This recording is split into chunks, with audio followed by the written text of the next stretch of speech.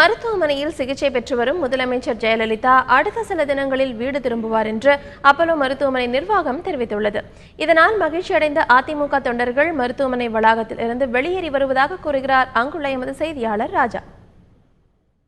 தமிழக முதல்வரும் அதிமுக பொதுச் செயலாளருமான ஜெயலலிதா அவர்கள் கடந்த 22ஆம் தேதி கிரீம் சாலையில் உள்ள அப்பல்லோ மருத்துவமனையில் அனுமதிக்கப்பட்டார். இது தொடர்பாக நேற்று மருத்துவமனை தரப்பில் மருத்துவர்கள் பத்திரிகையாளர் சந்திப்பை நடத்தினர். அப்பொழுது முதல்வருக்கு மறுநாளே காய்ச்சல் குறைந்து விட்டதாகவும் தற்பொழுது அவருக்கு ஓய்வு தேவைப்படுவதால் தொடர்ந்து மருத்துவமனையில் இருப்பார் என்றும் தெரிவிக்கப்பட்டது. அது மட்டுமல்லாமல் முதல்வருக்கு மீண்டும் காய்ச்சல் ஏற்படாத வகையில் பரிசோதனைகள் செய்யப்பட்டு வருவதாகவும் அது தொடர்பான சிகிச்சைகள் அளித்து வருவதாகவும் மருத்துவர்கள் தெரிவித்திருக்கின்றனர். கடந்த சில நாட்களாக சமூக வலைதளங்களில் பரவி வந்த தவறான தகவல்களை மறுத்திருக்கிறார்கள்.